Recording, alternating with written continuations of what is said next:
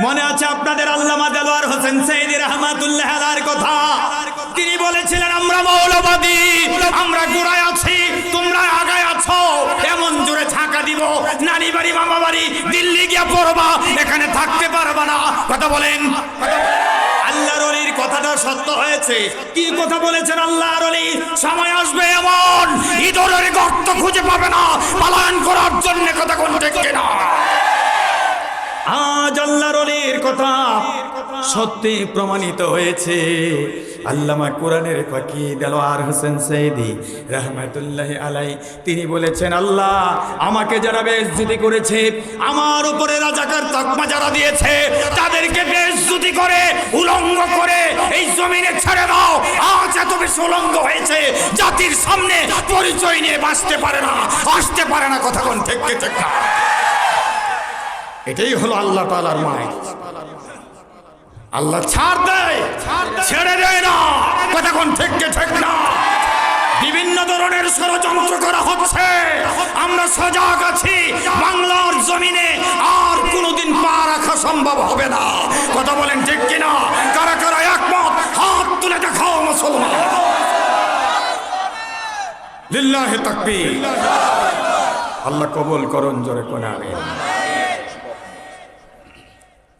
কত নিরপরাধ মানুষগুলি, তাদেরকে কত কঠিন শাস্তি দিয়েছে। ছোট্ট করে বলি, আল্লামা শাইখুল হাদিস আজিজুল হক সাহেব রহমাতুল্লাহ আলাইহি, যিনি বুখারীর অনুবাদ লিখেছেন, রাতের বেলায় ওযু করে তাহাজ্জুদ করে, গোসল করে ওযু করে তাহাজ্জুদ করে মদিনার দিকে ধ্যান করেছেন। যদি সেখান থেকে মনের ভিতরে ইলহাম এসেছে, অনুমতি হয়েছে, এক একটা হাদিসের অনুবাদ লিখেছে। তাকে মামলা দিয়ে জেলখানায় নিয়ে ওযুর পানি পর্যন্ত দেওয়া হয় নাই। বাংলাদেশের সবচেয়ে প্রবীণ আলেমে দ্বীন মামুনুল হক সাহেবের পিতা আল্লামা শাইখুল হাদিস আজিজুল হক সাহেব রহমাতুল্লাহ আলাইহি, শয়তানও বিশ্বাস করবে না যে উনি গাড়ি ভাঙছে, আগুন দিছে। কথা কয় না? দুঃখ লাগে, তাদের স্মৃতি আজ আমাকে কাঁদায়। আল্লামা মুফতি ফজলুল হক আমিনী রহমাতুল্লাহ আলাইহি, ওনাকে গৃহবন্দী করে মানসিক টর্চারিং করে শাহাদাতের পেয়ালা পান করিয়ে দেওয়া হয়েছে। কথা কয় না?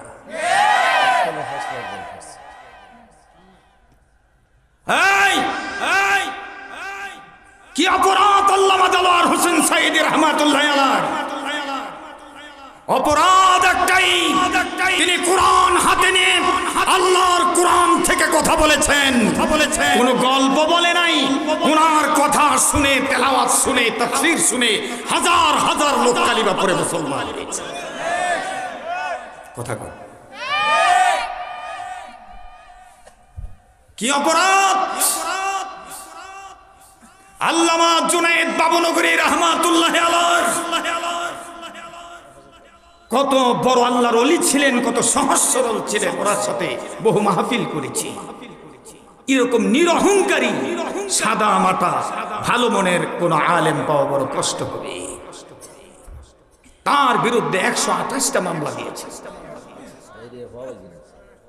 রিমান্ডের নামে নির্যাতন করে এই আল্লাহ ওয়ালার পা ভেঙে দিয়েছে।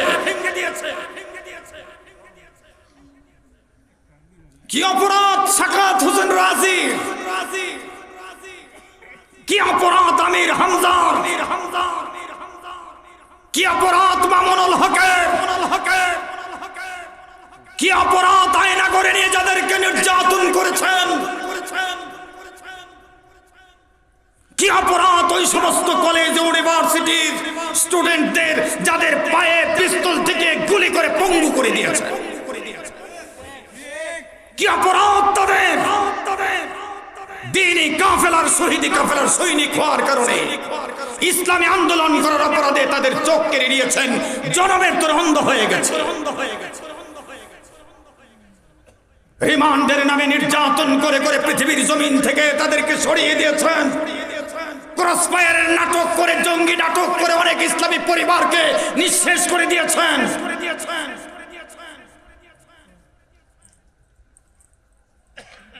যারা নামাজ পড়ে, টুপি মাথায় দেয়, পাগড়ি পরে, জুব্বা পরে, তাদেরকে বিভিন্ন টেক দিয়ে আয়না করে বন্দি করে পিঠ পোড়া বান দিয়ে এমন ভাবে রেখেছেন একজন আসামিকে এভাবে রাখেন। অন্তর্বর্তী সরকারের কাছে আহ্বান রাখতে চাই, এখনো যে সমস্ত আলেম ওলামারা জেলখানায় বন্দী আছে তাদেরকে দ্রুত ছেড়ে দেওয়ার ব্যবস্থা করতে হবে। বহু অপরাধ সংঘটিত হয়েছে দেশে, মানুষ ভয়েতে কথা বলতে পারে নাই, কথা বললেই জেল জুলুম নির্যাতন রিমান্ড করা হতো। কথা বলেন ঠিক কি ঠিক না? জবাব আল্লাহর কাছে দিতে হবে। জবাবের সময় এসেছে, মাত্র শুরু, শেষ কোথায় হবে আপনি জানেন না। যারা পতিত সরকার স্বৈরাচারী ফেসিবাদ দেশ ছেড়ে পলায়ন করে তাদের লাশ এদেশের মানুষ গ্রহণ করে না। আজ শপথ বাক্য পাঠ করতে হবে, আল্লাহ তাআলার একত্ববাদের কত মাহফিলে শুধু শুনলে চলবে না, তাম দেশে আল্লাহর একত্ববাদ কায়েম করে কোরআনের শাসন ব্যবস্থা কায়েম করতে হবে। আগামীর দিন কোরআনের দিন, আগামীর দেশ কোরআনের দেশ, আগামীর স্বপ্ন কোরআনের সোনালী সমাজ গঠনের স্বপ্ন, এটা বাস্তবায়িত করতে হবে।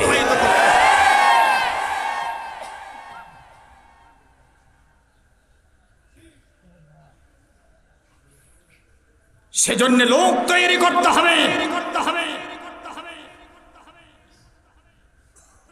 তাহাজ্জুদ, তারবিয়াতি বৈঠক, সবগুজারি, কোরআনের দর্স, রাসূলের হাদিসের দর্স দিয়ে দিয়ে মসজিদে লোক তৈরি করতে হবে।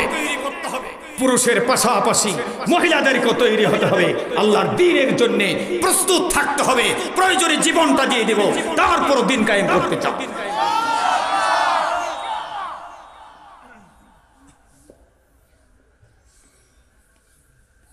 যখন ইরানে স্বৈরশাসন চলল, রেজা শাহ পাহলভী নির্যাতনের স্টিক রোলার চালালো তাওহীদি জনতার উপরে।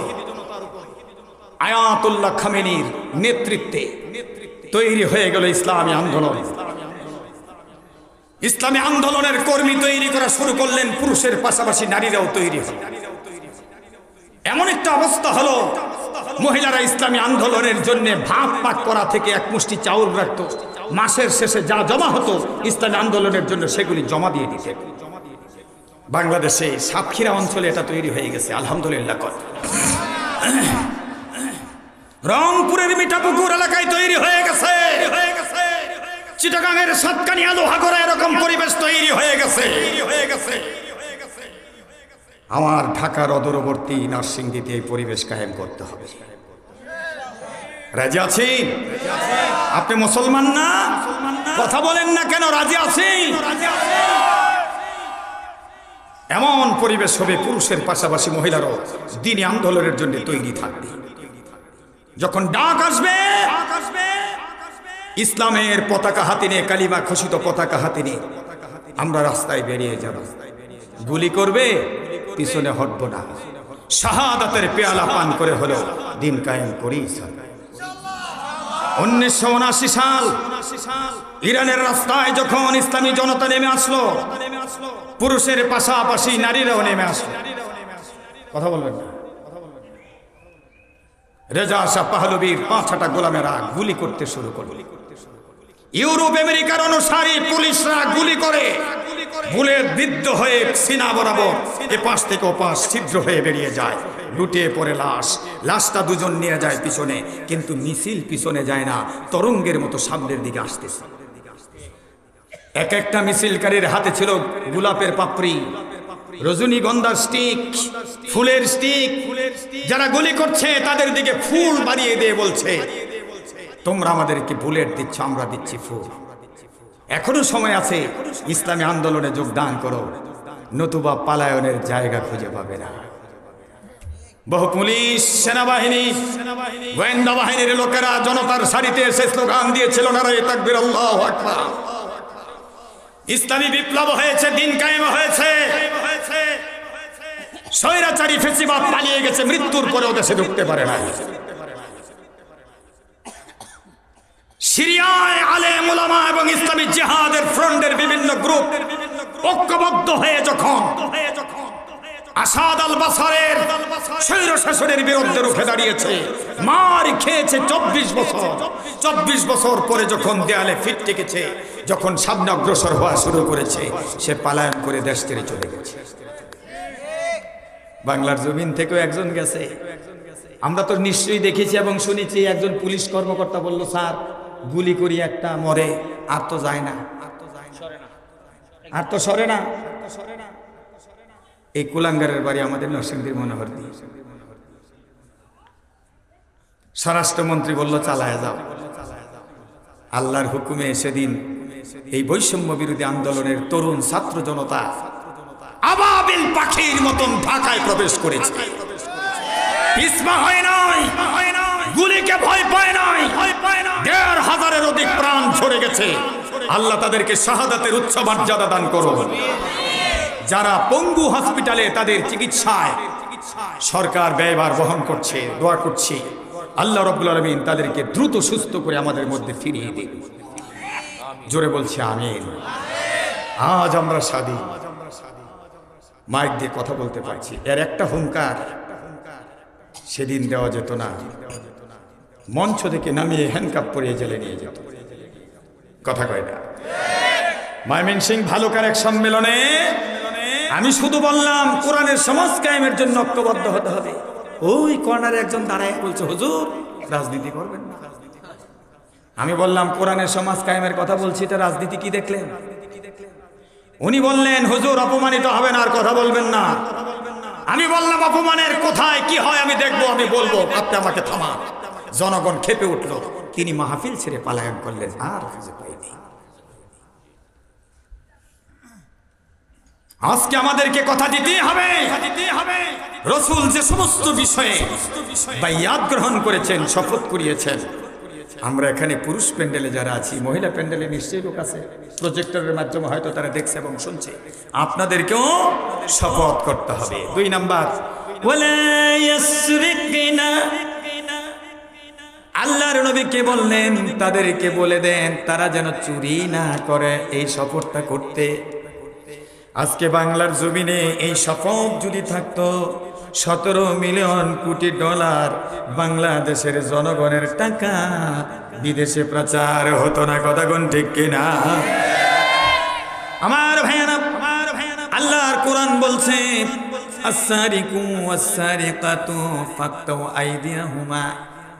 চোর এবং চূর্ণীর হাত কেটে দাও। যে সমস্ত চোর আর চূর্ণী আমার দেশের 17 মিলিয়ন কোটি ডলার পাচার করেছে, চুরি করেছে, একটা পরিবার গোপালগঞ্জের 80,000 কোটি টাকা পাচার করেছে। গতকালকার নয়া দিগন্তে দেখলাম। আমার ভাইয়েরা, এই টাকা আমার আর আপনার, এই টাকার বোঝা আমাদের মাথার উপরে চাপিয়ে দিয়েছে। আপনি কিভাবে ট্যাক্স দেন, ব্যাট দেন, আপনি তো জানেনই না, খবরই রাখে না কেউ। সারাদিন ভিক্ষা করে লবণ কিনতে যায়, লবণের প্যাকেটের মধ্যে ভ্যাট আর ট্যাক্স আছে।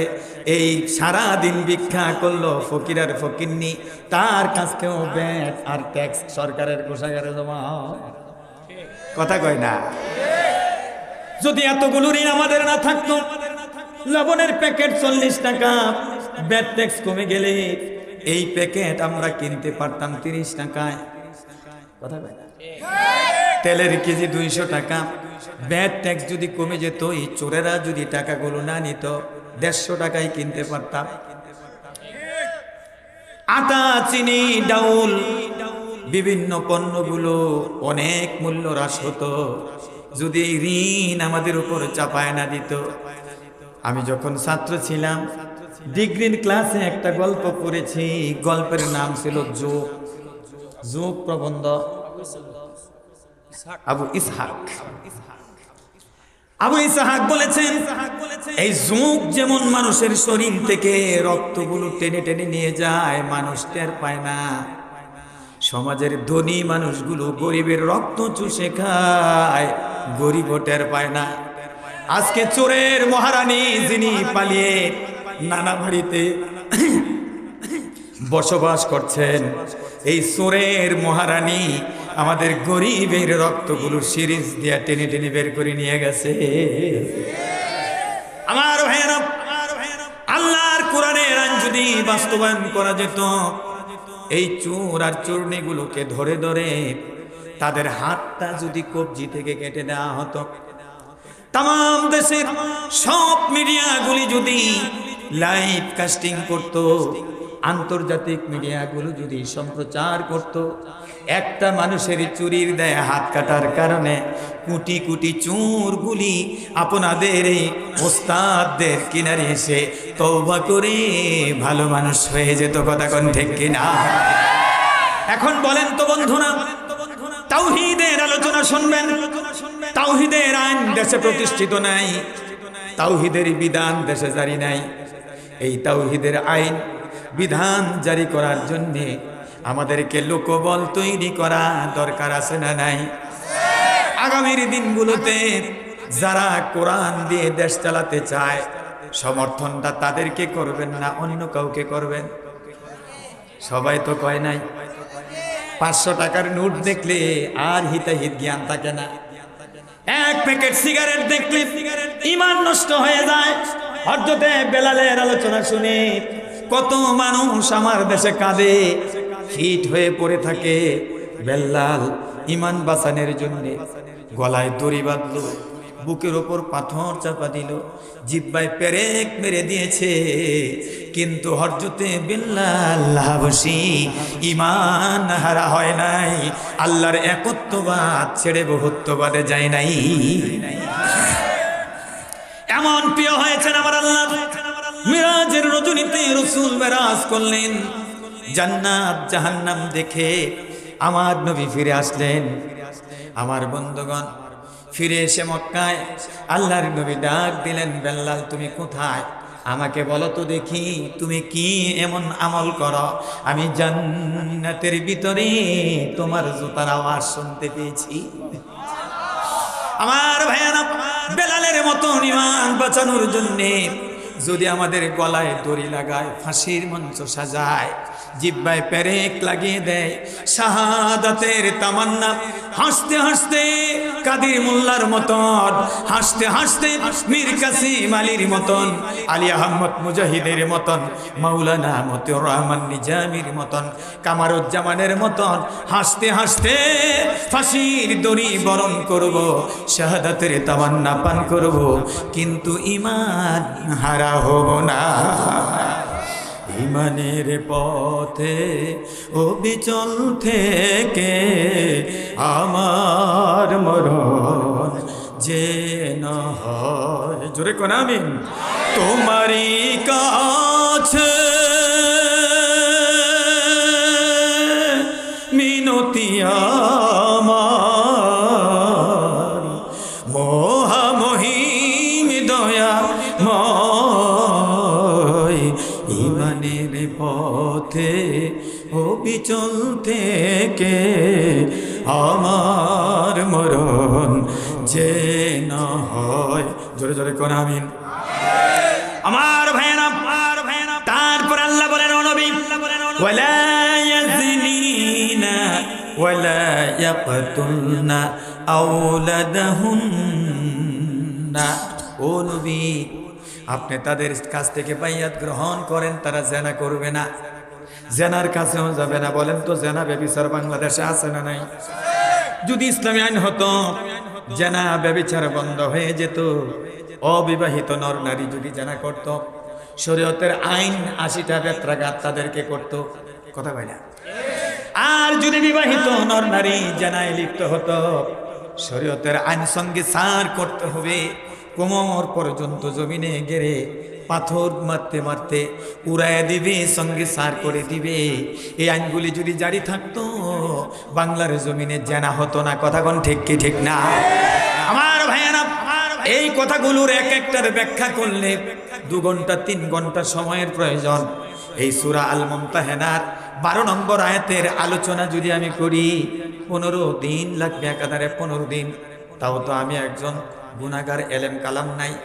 আর বড় বড় আলেম যারা আমার দুধারে বসে আছেন, তাদের মতো যোগ্যতা সম্পন্ন ব্যক্তিরা যদি এই আয়াতের তাফসীর করে, আমার বিশ্বাস একটা আয়াতের তাফসীর 1 বছর লাগতে পারে। অতএব আমার ভাইয়েরা ওয়াদা দিতে হবে, জেনার আইন বাংলাদেশে কার্যকর দেখতে চাই, চুরির আইন কার্যকর দেখতে চাই, বাংলার জমিনে শিরিক মুক্ত সমাজ, সোনালী দেশ দেখতে চাই। আমি তো আলোচনা শুরুই করছিলাম, টাইম শেষ মানে আমি তো বুঝতেই পারি নাই কখন শুরু করলাম আর কখন কি হলো।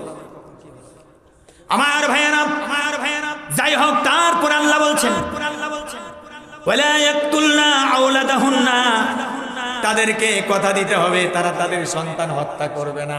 লা তাকতুলু আওলাদাকুম খাশিয়াতিল ইমলাক, দারিদ্রতার ভয়ে সন্তান হত্যা করবে না, এই কথাটা দিতে হবে।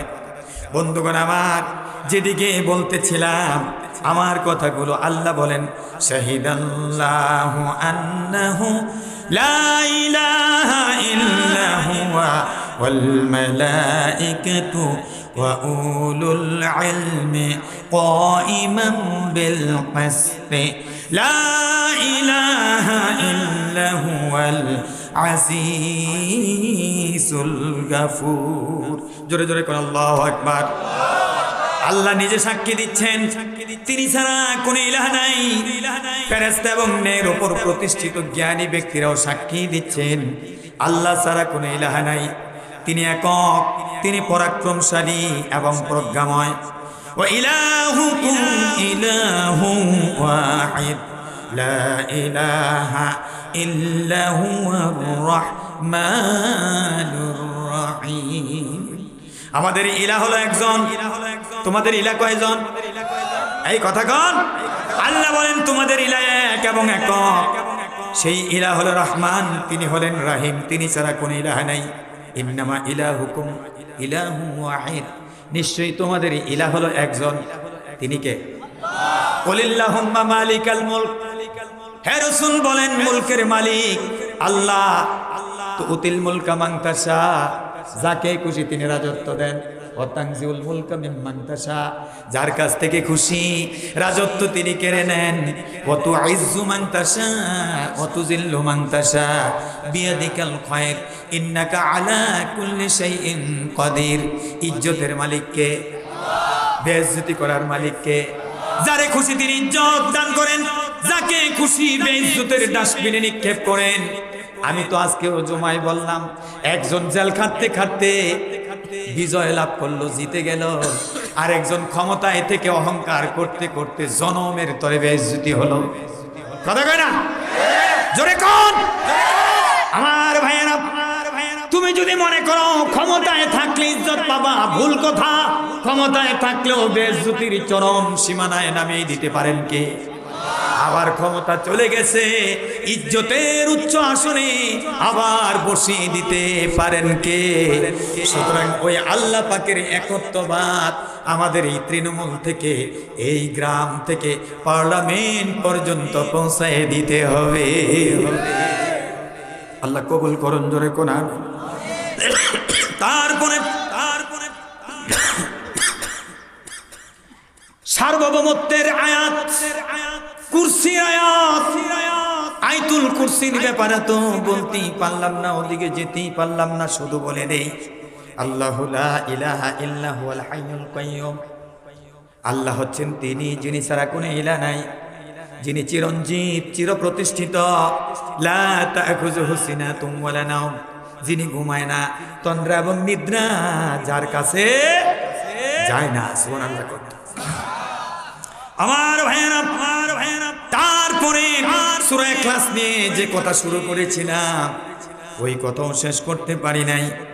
তবে হ্যাঁ বন্ধু, ইলাজে একজন, তার প্রমাণ আমরা পাই। আল্লাহ বলেন লাউ কানা ফিহিমা আলিহাতান ইল্লাল্লাহু লাফাসাদাতা, যদি ইলাহ একজনের পরিবর্তে কয়েকজন থাকতো তাহলে সৃষ্টি জগতের ভিতরে বহু ফাসাদ তোমরা দেখতে পেতে। কথা কোন ঠিক কিনা?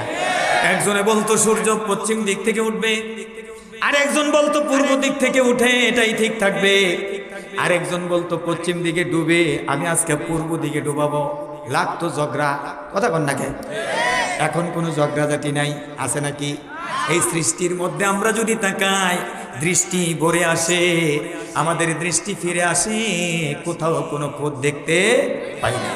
আমার ভাইয়েরা, আমার কাছে স্লিপ চলে এসেছে, সব কথা তো বলতে পারবো না, আর দুইটা আয়াত বলবো, তারপরে অন্য কথা। তাবারাকাল্লাযী বিয়াদিহিল মুলকু ওয়া হুয়া আলা কুল্লি শাইইন কাদির। আল্লাহু আকবার। মহামহিমান্বিত তিনি, যিনি সার্বভৌমত্বের ক্ষমতার মালিক। সার্বভৌমত্বের ক্ষমতার মালিককে, এই কথা বলেন, তিনি সব কিছুর উপর শক্তিওয়ালা, ক্ষমতাবান। আল্লাযী খালাকাল মাউতা ওয়াল হায়াতা লিয়াবলুয়াকুম আইয়ুকুম আহসানু আমালা। তিনি সেই সত্তা যিনি তোমাদের মৃত্যু সৃষ্টি করেছেন, জীবন সৃষ্টি করেছেন, দুয়ের মধ্যখানের যে সময়টা তিনি দিয়েছেন, লিয়াবলুয়াকুম আইয়ুকুম আহসানু আমালা, পরীক্ষা করতে করে যেন তিনি দেখতে পারেন কার আমল কত হাসান, কত সুন্দর। বেশি আমলের কথা বলে নাই, আমলটা কত সুন্দর, এটা পরীক্ষার জন্য তিনি আমাদের তৈরি করেছেন। আমার ভাইয়েরা, বড় বড় শিক্ষার দিক বল আমার দুপাশে বসা, ছোট্ট করে উদাহরণ দিয়ে বলি, পরীক্ষার হলে কোন ছাত্র কি সময় নষ্ট করে? কথা কন। যেই ছাত্র পরীক্ষার হলে সময় নষ্ট করে তার কপালে পাস নাই। কথা কন নাকি? তার কপালে এ গ্রেড নাই, এ প্লাস নাই, আছে নাকি? তার কপালে বৃত্তি নাই, ট্যালেন্ট ফুলে বৃত্তি সে পায় না। সুতরাং আমাদেরকে আল্লাহ দুনিয়ায় পাঠিয়ে দুনিয়াটা পরীক্ষার হল বানাইলেন। সুতরাং যারা সচেতন, আখিরাতে কামিয়াব হতে চায়, কদ আফলাহাল মুমিনুন, হ্যাঁ মুমিনরা তো সফল হয়ে গেছে, আল্লাহ বলছেন। যারা সফল হতে চায় মুমিন, তাদের উচিত পরীক্ষার হলে সময় নষ্ট করা যাবে না। দিনের উপরে ইস্তেকামাত থাকতে হবে, টিকে থাকতে হবে, 24 ঘন্টাই কোরআনের আন্দোলনের পক্ষে থাকতে হবে। কারা কারা রাজি? হাতটা তুলে দেখান আল্লাহকে। লিল্লাহি তাকবীর। ওয়াকুল্লু ইনসানিন আলজামনাহু তায়রাহু ফি উনুকিহি। আল্লাহ বলেন প্রতি মানবের গলায় আমলনামা সংরক্ষণের জন্য আমি সিসি ক্যামেরা ফিট করে দিছি। এই যে কতগুলো মোবাইল, কতগুলো ক্যামেরা, আমার বক্তব্য রেকর্ড হচ্ছে। আপনি যা করেন না কেন, যেভাবে থাকেন না কেন, 24 ঘন্টা আপনার সবগুলো রেকর্ডের ব্যবস্থা করে দিয়েছেন যিনি, তিনি কে? তিনি হলেন একমাত্র ইলাহ, তিনি আমার রব। কথা কয় না? তারপর আল্লাহ বলেন ওয়ানুখরিজু লাহু ইয়াওমাল কিয়ামাতি কিতাবাই ইয়ালকাহু মানশুরা। কিয়ামতের দিন আমি তাদের ভিতর থেকে এই মেমোরি কার্ডটা বের করব, তাদের সামনে খোলা কিতাব আকারে দেব। আরেকজন আল্লাহ তাআলা অন্য জায়গায় বলেছেন শুধু কিতাব আকারে না, ভিডিও আকারে কম্পিউটারের স্ক্রিনে ভাসিয়ে দিবেন। ফামাইয়া আমাল মিসকালা যাররাতিন খায়রান ইয়ারা ওয়া মাইয়া আমাল মিসকালা যাররাতিন শাররান ইয়ারা। কার কথা? আবার দুইজন ভিডিও ম্যান, দুই কান্দে, আছে না নাই? কাল্লা বাল তুকাযিবুনা বিদ্দীনি ওয়া ইন্না আলাইকুম লাহাফিজিন কিরামান কাতিবিন ইয়ালামুনা মা তাফআলুন। আল্লাহু আকবার। জোরে জোরে বলেন আল্লাহু আকবার। দুই কান্দে যে ছিল তোমার দুইজন পাহারা, তোমারে কেলা থুইয়া পলাইছে তাহারা। কথা কয় না? তোমার হাতে কোঠরি নয় দরজা, হাতে কোঠরি নয় দরজা, বন্ধ আজি হলো রে হলো মুখে আল্লাহ রাসূল সবে বলো, মুখে আল্লাহ দুয়ারে আইসাছে পালকি নাই উড়ি দাও তুলো রে তুলো, মুখে আল্লাহ রাসূল সবে, মুখে আল্লাহ রাসূল সবে। মরতে হবে না? এই কথা কয় না? প্রাণ পাখি ওরে যাবে পিঞ্জির ছেড়ে,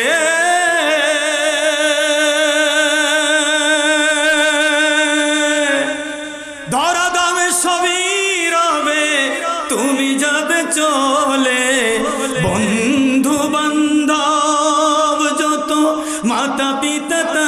সুত সকলই হবে তোমার পর রে মন আমার কেন বান্ধ দোলন ঘর একদিন মাটির ভিতরে হবে ঘর রে মন আমার কেন বান্ধ দোলন ঘর কথা কোন ঠিক কিনা রূপেরই গৌরবে সাজিয়াছ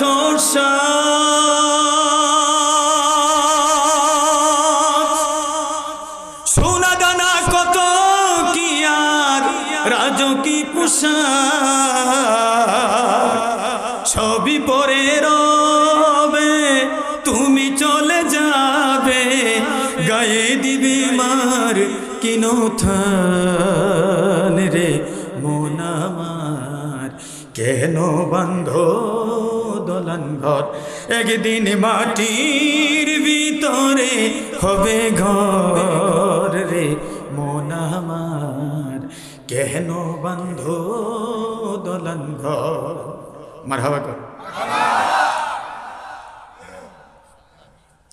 পোকাটা খুব ডিস্টার্ব করছে গলার ভিতরে ঢুকে গেছে তো শান্তি পাই নাই কথা বলি ভাবছিলাম গর্জিয়াস কণ্ঠে কথা বলবো মাঝে মাঝে কিছু ইসলামী সঙ্গীত শোনাবো কিন্তু আজকে শোনাতে পারি নাই আমি সরি ইনশাল্লাহ ভবিষ্যতে দেখা হবে আরো আছে মাহফিল এলাকায় ওই মাহফিলগুলোতে কথা হবে আল্লাহ কবুল করুন জোরে কোন আমিন শেষ কথা আরেকজনের হক নষ্ট করতে চাই না আমার পরে যিনি আসছেন ওনার হক আমি নষ্ট করতে চাই না কথা তো কোরআন থেকে বললে সারাদিনই বলা যাবে সারা রাতই বলা যাবে আর কোরআন থেকে কথা বললে কোরআন হলো এত বড় একটা মুজিজা যেটা থেকে কথা বললে সময় কখন চলে যায় কেউ জানে না তবে একটা জিনিস লক্ষ্য রাখবেন আজে বাজে কথা বলে যেন সময় নষ্ট না হয় কারণ আমাকে এখানে দাওয়াত করে আনা হয়েছে আমার যে সময় বরাদ্দ 1 মিনিট যদি নষ্ট করি আল্লাহর কাছে জবাব দিতে হবে কথা কোন ঠিক কিনা আর আপনারা যারা শুনতে এসেছেন আপনারা যদি এই কোরআনের কথাগুলো না শুনে অমনোযোগী হন তাহলে আপনাদেরকে আল্লাহর দরবারে জবাব দিতে হবে সুতরাং বক্তা এবং শ্রোতা উভয়কে সময় কাজে লাগাতে হবে আল্লাহ কবুল করুন জোরে করে আমিন